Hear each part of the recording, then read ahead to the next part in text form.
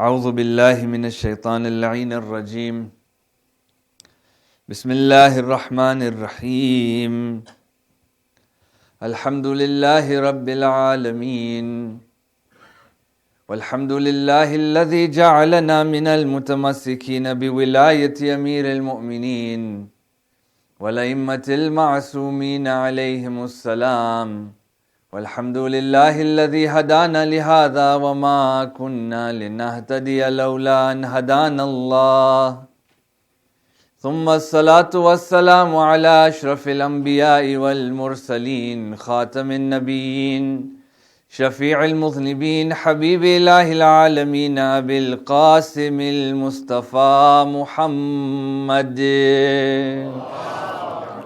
صل على محمد وآل محمد وعلى آل بيته الطيبين الطاهرين المعصومين ولعنة الله على أعدائهم أجمعين من يوم عداوتهم إلى يوم الدين أما بعد فقد قال الله عز وجل في كتابه الحكيم وهو أصدق القائلين بسم الله الرحمن الرحيم يا أيها الذين آمنوا كونوا قوامين بالقسط شهداء لله ولو على أنفسكم آمنا بالله صدق الله العلي العظيم صل على محمد وآل محمد أما بعد السلام عليكم جميعا ورحمة الله وبركاته. I begin in the name of Allah Tabaraka wa Ta'ala. There is no doubt that it's due to His kindness and generosity that He provides for us opportunities such as these where we gather in remembrance and in glorification of Him Tabaraka wa Ta'ala. Next we send our heartfelt condolences to our 12th and living Imam, Imam al-Hujjah, Ajjalallahu Ta'ala Farajahu Sharif. Allahumma salli ala Muhammad wa Ali Muhammad, and to each and every one of you as we gather this evening to commemorate the istishhad, the martyrdom anniversary of our first Imam, Amirul Mu'mineen, Ali ibn Abi Talib, alayhima afdalu salatu wassalam. Allahumma salli ala Muhammad wa Ali Muhammad. For the past few nights we have been discussing the reforms or the changes that the Imam alayhi salam had made into the ummah once he was given the power to govern the ummah, once the khilafah was given to him. As we were discussing, or we have been discussing these, there are a couple of points that we always have to keep in mind, and that is that we are separating here the khilafah versus the imamah. These are two separate things. He had always been the imam and was always the imam and would continue to be the imam. And therefore, for those who accepted the imamat, that the authority would be there. But there is a difference here between the imamat and the governance itself over the day-to-day matters, right? And here we're talking specifically about the governance of a community or of a state, according to the dictates or the laws of Islam. When the Imam alayhi salam came, there are numerous changes or reforms that he made. We're only going to get a chance to cover 4 of them, right? But you can imagine that the Imam had made reforms as far as military reforms go. We will never get to that, or maybe next year, inshallah, if God gives us life. But how one should conduct themselves in the military. You know, in today's day and age, when you have different factions like the Islamic State or Daesh and doing what they're doing and claiming to be following Islamic standards, well, you have to go and look at which Islamic standards are they following, right? Are they following the standards that were set by the Khilafah or the Khalifas who came prior to Imam or after Imam? Yeah? Or were they following the standards set by Imam Ali alayhi salam? Because he set and reformed standards of how military should conduct themselves. And you see different reforms that the Imam alayhi salam instituted. Today we're going to be discussing the last one of these examples that we have, and this is the reforms in the social policies that the Imam alayhi salam instituted. How he dealt with people, in particular how he looked after the affairs of every single human being who was part of his government or part of the city in which he was immediately in, and in particular focus on how he dealt with the lower classes of society and orphans in particular, right? Because these were the major emphasis or the major responsibility that every leader has. We come to this discussion, for example, of the concept of wilayatul faqih, right? Wilayatul faqih has become a controversial discussion, right? Whether or not we should accept the standards or the practices or the idea of wilayatul faqih. The fact is that every single Shia must believe in the concept of wilayatul faqih. Yeah, there's no doubt. We have to believe it is part of our religion, right? And in our understanding, depending on who you follow as a marja, the marjas or those people whom we emulate are the waliul faqih. And Sayyid Sistani, for example, may Allah prolong his life, inshaAllah, is the waliul faqih. Yeah? The same way Ayatollah Khamenei, may Allah prolong his life as well, is the waliul faqih. But the scope of authority is different. Right? Ayatollah Sistani says, I am the waliul faqih when it comes to orphans, when it comes to widows, and when it comes to ibn sabil, yeah, those who are lost and have no way to get back home. He is the waliul faqih of that. While the system that is currently in Iran would say that the wilayatul faqih is mutlaq, complete wilayatul faqih. So not just only for them, they have authority over believers. All of us, they have authority over. Now we're not saying this to try to say which one is correct. The point is, every Muslim believes in wilayatul faqih. They should believe in the scope of authority of the jurists. Imam alayhi salam, he focuses his attention as the jurist and as the wali of his ummah. He specifically targets those who are in the lower echelons of society, the lower bracket, yeah, of the income category, those who are abased, those who are oftentimes neglected in society, and in particular he focuses on the orphans. When we look at what the Imam alayhi salam tried to institute, when we look at this as-siyasatul ijtima'iyya, the jama'ah and how his policies concentrated or affected the jama'ah, the Imam's policies were very similar to the dua that we recite in the month of Ramadan every day. The dua that we recite, Allahumma adkhil ala ahlil quburis surur. When you look at that dua, what the dua is teaching us is that we should be selfless individuals, right?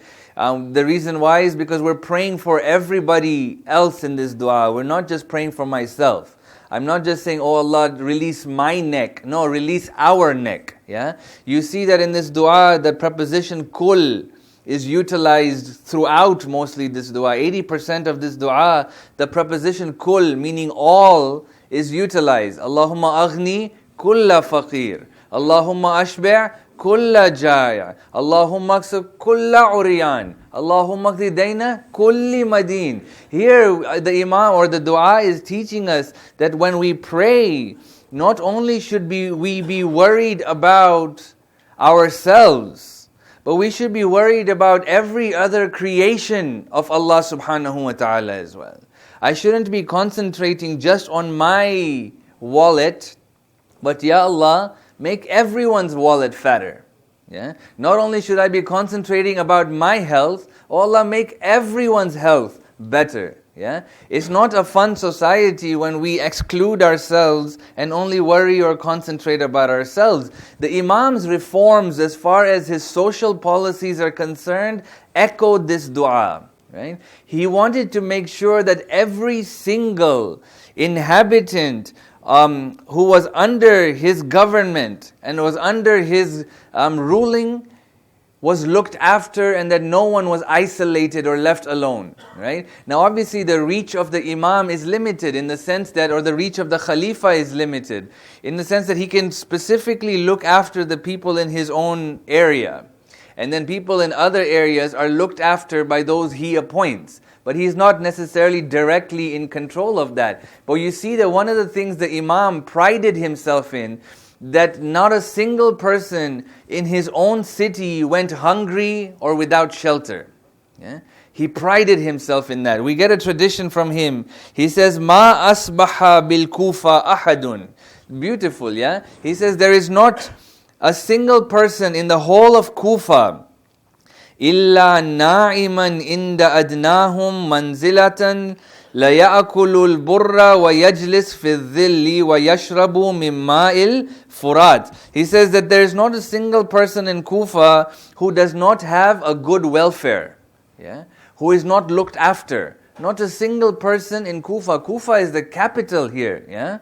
Kufa is the city where the government is laid. So you can imagine the people and the size of the people in that city. But the Imam prided himself. And he said, look, there is not a single person in Kufa who does not have a good welfare. The lowest people in rank amongst the Kufans have wheat bread to eat, sit under the shade and drink from the Euphrates. Yeah? Yani the lowest rank of person economically still has food to eat, drink is available to them, and they have a place where they can rest and are not under the scorching sun. Yani they're not just walking around like homeless people.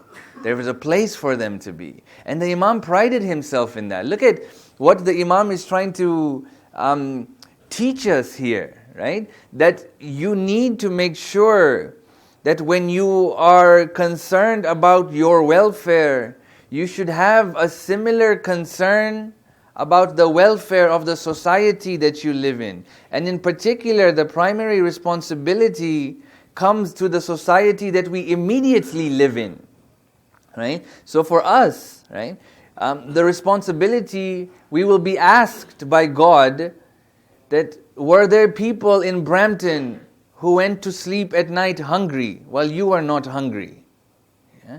And it's not just Muslims, right? It's not just Muslims we're going to be asked for. Sometimes we as Muslims, and in particular first generational Muslims who have migrated here, our focus is very narrow, where we're only concentrating and worrying about ourselves as Muslims. No, we shouldn't interact out. Why shouldn't we interact out? We'll lose our religion.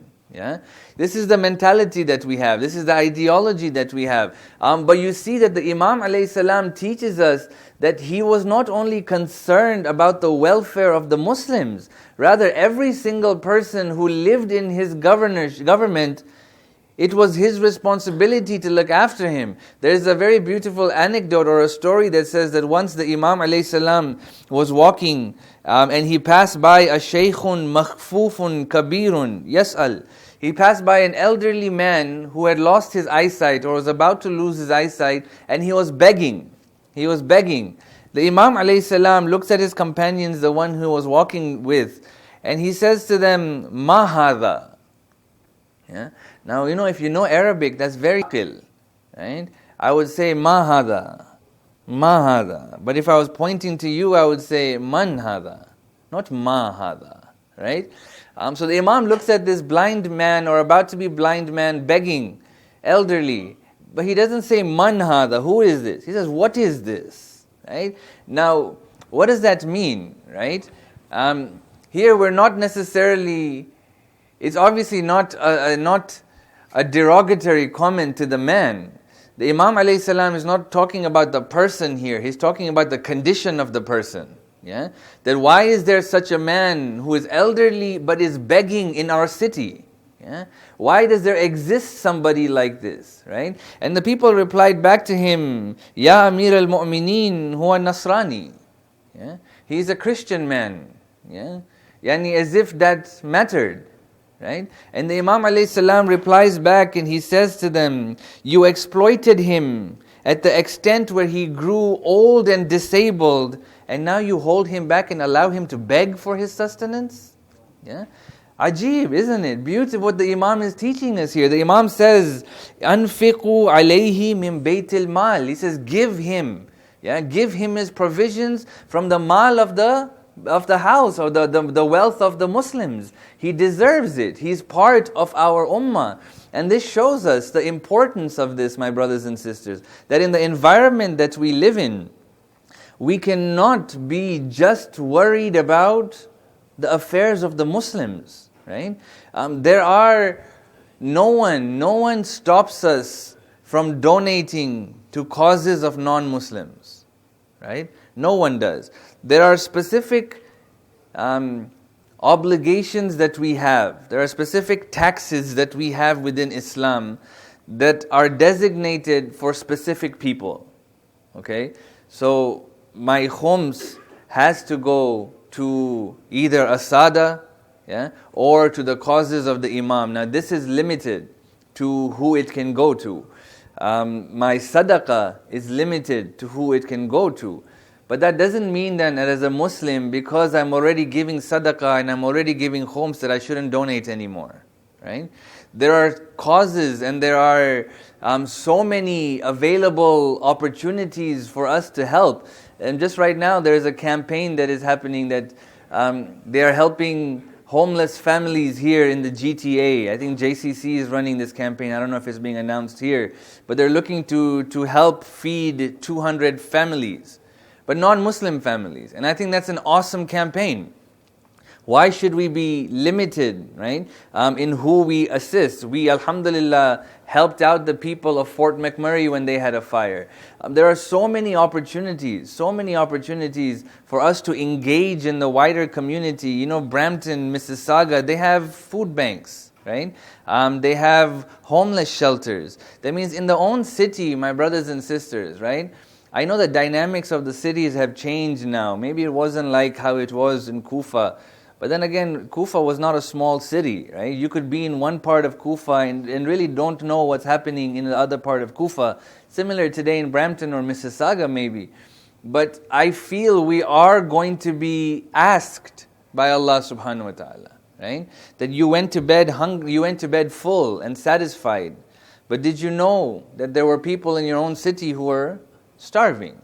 There were people in your own city who didn't have a place to rest and a place to sleep. So the reform that the Imam alayhi salam was bringing to the public was a concern for every facet of society. Muslim or non-Muslim did not matter to the Imam alayhi salam, but he wanted to instill this method, this ideology into the people to look after every single needy or indigent person in that society. And very interestingly, the primary responsibility of who this responsibility falls upon, right, of looking after the indigent, is those who are wealthy. You know, now what does wealthy mean in Islamic standards, right? I believe wealthy in Islamic standards would include what we would define today as middle class. Yeah, you are officially wealthy according to Islamic standards. Because if you look at the criteria of poverty in Islam, there is two. There is what is generally said, there is a faqir and a miskin. Right? A faqir is one who doesn't have enough for a year, to survive for a year. I know, we're all faqir, huh? But that's not the extent. You know, if you have a job and you have a paycheck coming in, and even though you're not able to save, but you're not faqir, you're not poor by that definition, right? But a miskin, but you don't have enough for a year, so you don't know where you're going to get a job next month. Your things are running out. How will you provide? So all of these things, if you don't have that provision, you are technically poor in Islamic standards, and you deserve assistance. A miskin is one who doesn't have enough for today. So this is even worse off, right? So a faqir may have something for today, they may have something for tomorrow, but they may don't have something for a month from now. A miskin doesn't even have enough for today. If you are not part of these two categories, then the responsibility for looking after these two categories falls on everybody else. Yeah? On everybody else. Therefore, everybody else technically would be classified as being wealthy, even though in gradation, right? So if I'm living paycheck to paycheck, but I have a paycheck and I have a steady job, I'm considered to be in the upper echelons of society from Islamic standards. And if because I'm in that, I am now responsible to look after the poor, right? Amir al-Mu'mineen Ali ibn Abi Talib alayhi salam, Allahumma salli ala Muhammad wa ali Muhammad. He says, Inna Allah subhanahu farada fi amwalil aghniya aqwatil fuqara.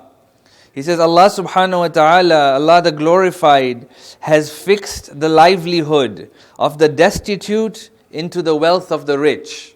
Yeah? And then he continues, consequently, whenever a destitute remains hungry, it is because some rich person has denied him his share. Subhanallah. Yeah? Look at this. There is a connection. Every poor person is connected to a wealthy person. Yeah? The affairs of the poor are left to the rich, the wealthy, the middle class, what we would call today. Not even the wealthy of today's society, the middle class. And if a person goes hungry, the blame is going to be on those who have. Yeah? It's not going to be on anybody else. And he says, Allah, the Sublime, will question them about it. Right? Now, I can't feed everybody. You can't feed everybody. But what if together we began to feed people? Right? At least we, in our own responsibilities, at the end of the day, I recognize that I don't have the ability to solve all the problems of the world. Right? But at least if I were to meet Allah subhanahu wa ta'ala, I can tell Him I genuinely tried my best. Yeah? I tried my best. With whatever you gave me, I tried my best. And this is the responsibility that we all have, that the Imam alayhi salam was trying to bring about. Imagine this reform if it is taught to our children from a young age. Right? The value of assisting, the value of helping, the value of donating, the value of serving, the value of going to a soup kitchen, the value of feeding the homeless, whatever it is.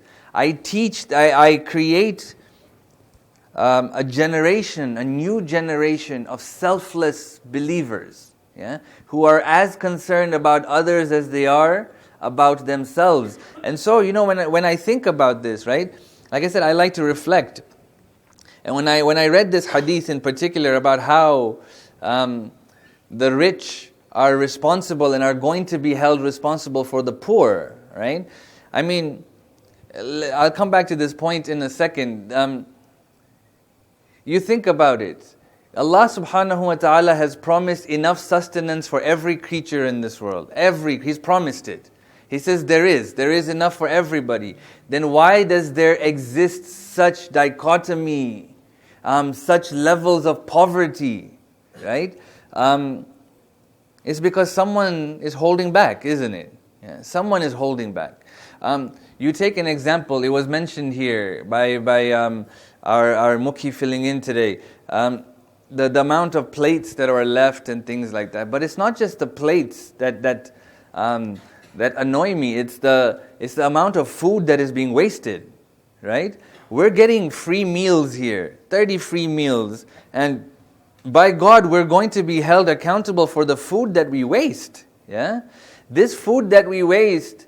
What if that was enough to feed one person? And what if it's being taken from here to a food bank at the end of this night, and now one less person's food ration is there? Who do you think is to blame for that? Our wasting. This is what we mean. We're all held accountable in this. It's a system that we exist in. It's a delicate system Allah subhanahu wa ta'ala has created, where it's this concept of the ripple effect. Have you heard of the ripple effect phenomenon, right? Like you take a lake and you throw a pebble into that lake. What happens? It ripples throughout, right? The actions of human beings have a ripple effect.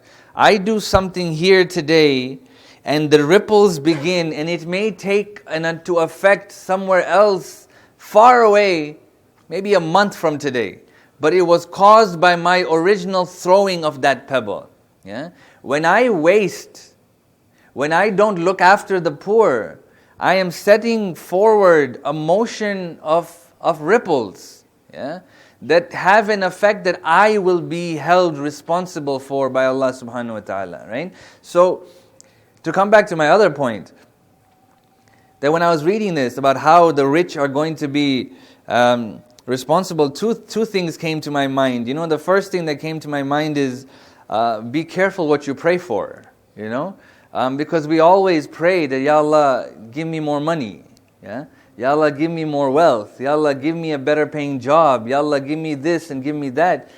Not really taking into full account the amount of responsibility that is coming with those things. Yeah? So be careful what you ask for. Sometimes we're better off the way we are than what we want to be. That's something that we need to be, that we need to think about, that we need to be satisfied with. That Allah subhanahu wa ta'ala has put me here because He knows that's where I'm best at. And if He were to put me somewhere else, I might be in trouble. The second point that we have is, that those who have always have to provide for those who don't have. Always. Always. Not just money, but knowledge, strength, numbers, whatever it is, whatever you have been blessed with, whatever we have been blessed with, we have to provide that to others. That is our zakat. That is our payment for Allah giving us this particular gift. So we see that the Imam alayhi salam focused his attention on those who were indigent, and how he wants us to reform ourselves and how we think about those who are indigent as well.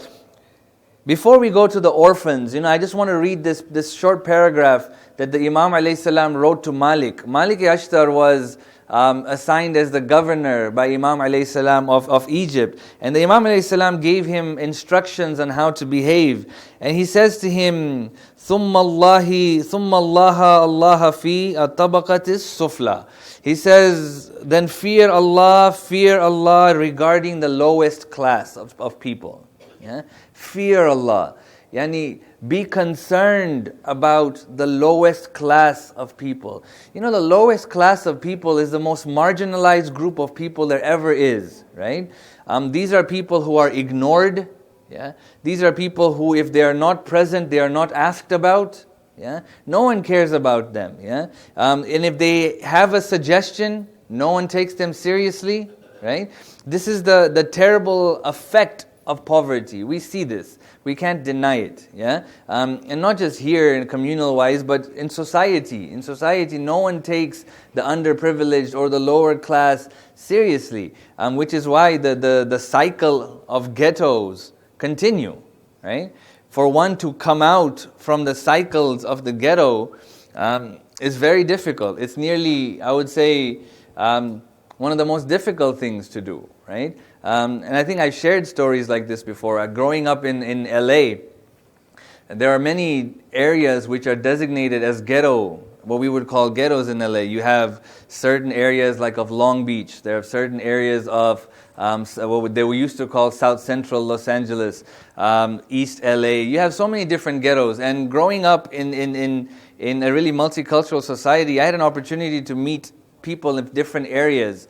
And I had a good friend who owned a supermarket kind of place in one of these ghettos. And I think I may have shared this with you guys. In South Central. Actually, I remember the street. It was 93rd Street of South Central. A very rough neighborhood.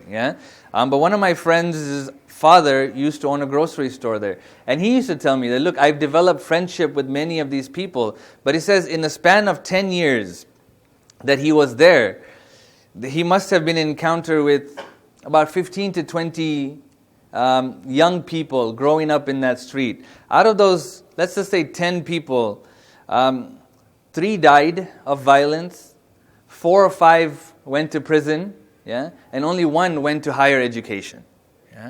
And even that one wasn't able to fully come out of the ghetto because he had responsibilities. This is not, I'm not making stuff up, right? But my point is that it's very difficult to come out of this cycle. Why? Because we don't take them seriously. We continue to oppress them. We continue to debase them. And so the Imam alayhi salam says to Malik, be careful about the lowest class, because that is who you're going to be asked about by Allah subhanahu wa ta'ala. That is who you're going to be taken into account. You are bound to observe the right of each of them. Bound by whom? Allah subhanahu wa ta'ala. You are bound to observe the right of each of them. So be not distracted from them because of arrogance, for you will not be excused by it. Yani, don't take him seriously. Whatever. Like that, dismissive. That is an arrogance response, and you will be deemed responsible according to the Imam, and you neglect and do not neglect those who are low. So avert not your solicitude from them, and turn not your face away from them in contempt.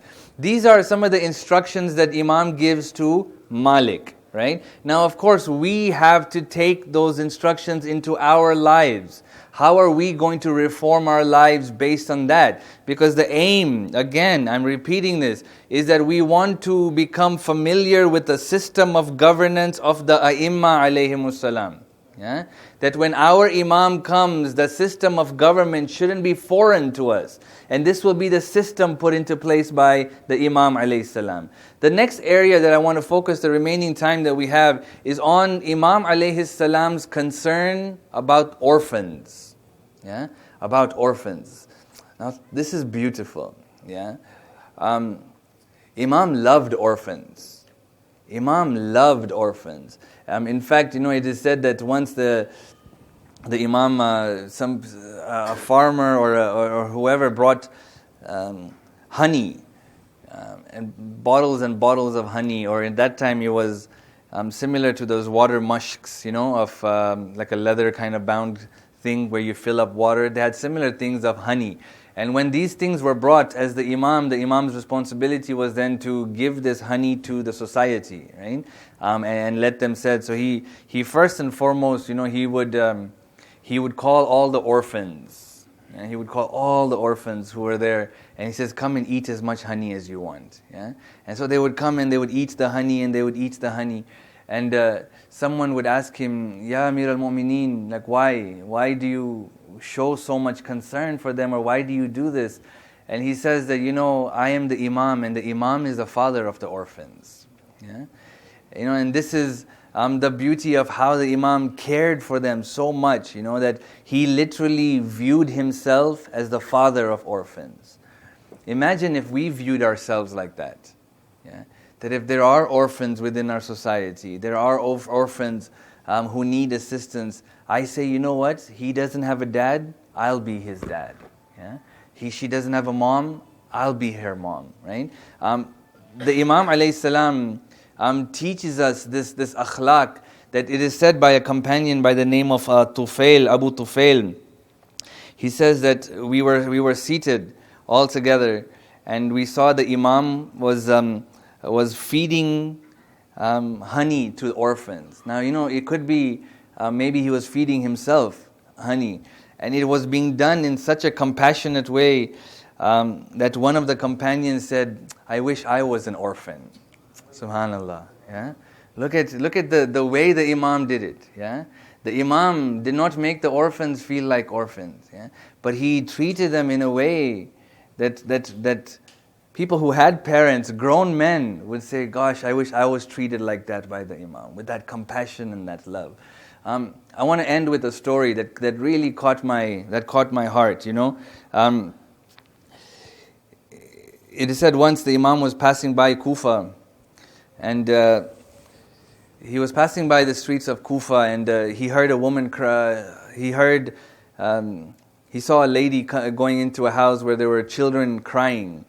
And they were crying because of hunger, and they were orphans, and she was a widow.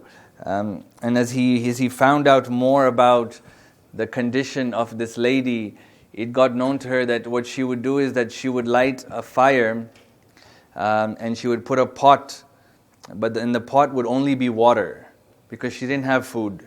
Yeah, she didn't have money for food. And what this was to trick the children, to make them think that there was food coming for them. Yeah? Allahu Akbar. Yeah? So that they would fall asleep in anticipation, and then maybe she would be able to get some food. Imagine, yeah? Some people are in this type of abject poverty.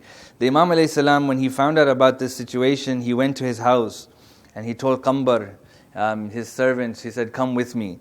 And he took a basket of dates, a sack of flour, some fat, rice and bread, and he put them in a bag and he carried them himself. فَطَلَبَ قَمْبَرْ حَمْلَهُ فَلَمْ يَفْعَلْ. Qambar said, "Oh Imam, let me carry this for you." The Imam said, "No, I will not let you. I'll carry this myself." وَوَصَلَ إِلَى بَابِ الْمَرْأَةِ اسْتَأَذَنَ عَلَيْهَا فَأَذِنَتْ لَهُ فِي الدُّخُولِ. He got to the house of this lady, and he knocked and he asked for permission to come in. He says, I am who I am, can I come in? And she allowed him to come in. So the Imam ﷺ went inside. He put some rice in the pot which was boiling. He put the fat inside that pot. He cooked it so the fat mixed with the rice.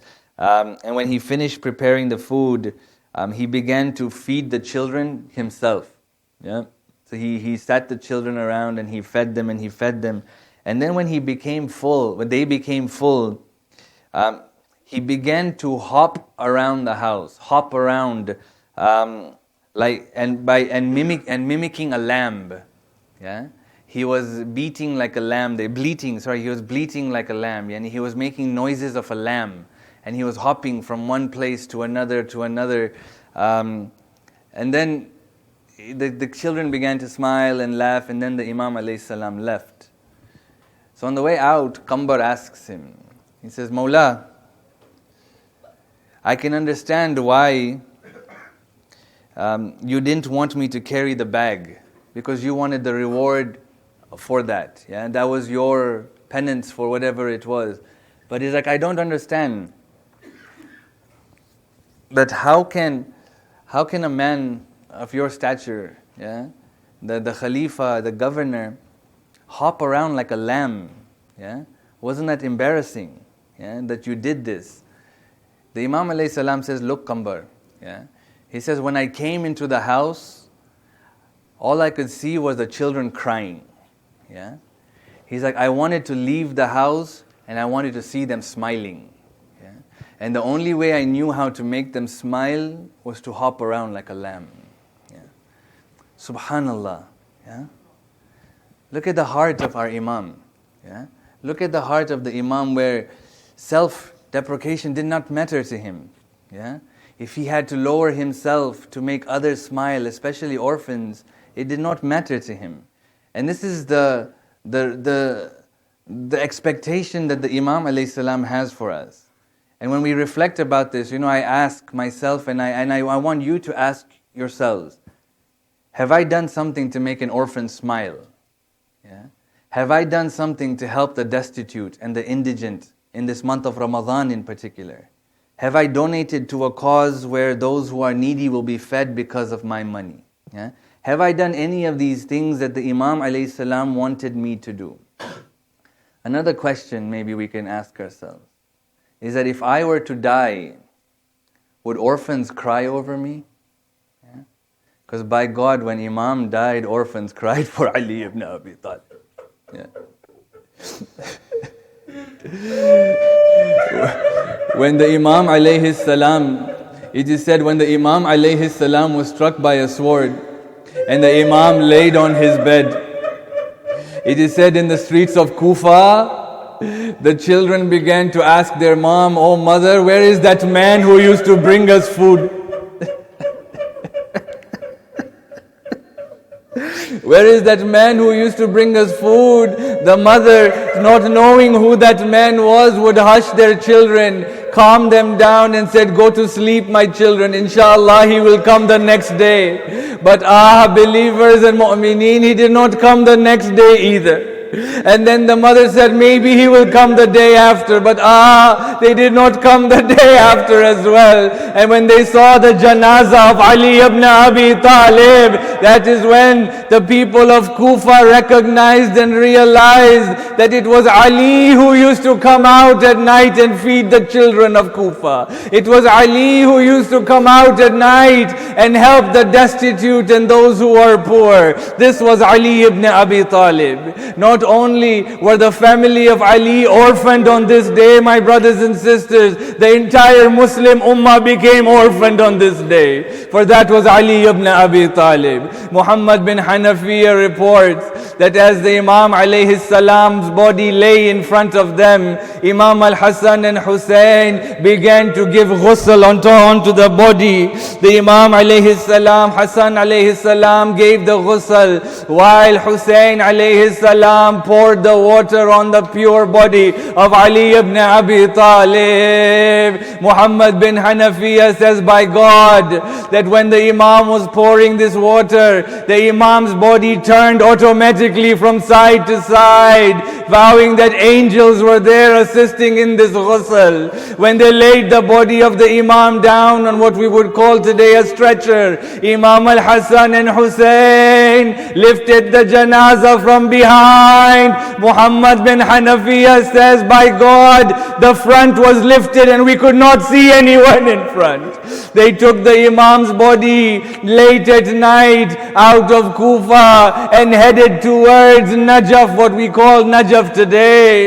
It is reported in traditions and maqatil that everything that passed bowed down in salute and salam to Amir al-Mu'mineen. Trees bowed down to salam to Amir al-Mu'mineen. Pillars bowed down in salam to Amir al-Mu'mineen. The animals on the streets began to offer their salam to Amir al-Mu'mineen. Believers, when they reached, they marched and they walked until they reached a place where the grave had already been dug. As the body was beginning to get to lower into the grave, a sound came back from the grave. It said, أنزلوه إلى التربة الطاهرة فقد أشتاق الحبيب إلى الحبيب. A voice came down and said, lower him to us, bring him to us, for by God the beloved is awaiting the lover.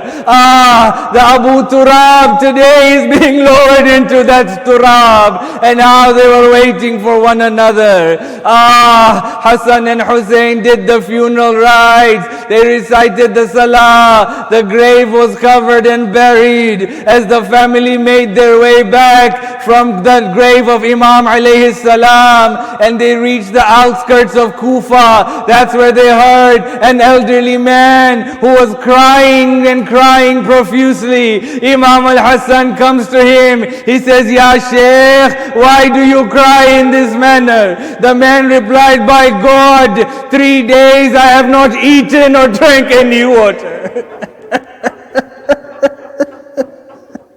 Wawayla. He says, 3 days I have not had any food or any water. He says, why not? He says, by God, every night a man would come and he would come and sit next to me and he would feed me from his own hands and he would quench my thirst from his own hands. The Imam alayhi salam automatically knew who this was, but he said to him, Ya Sheikh, sifli hadha rajul, describe for me this man.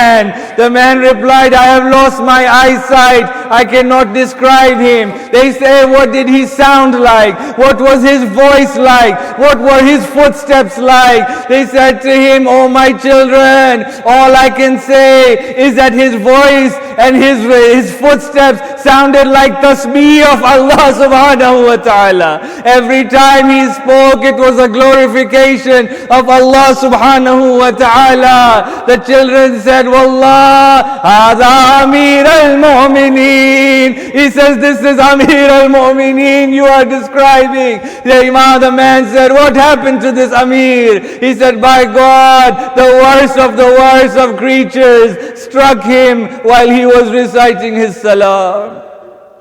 فسيعلم الذين غلبوا أي منقلب ينقلبون. ماتم يا حسين.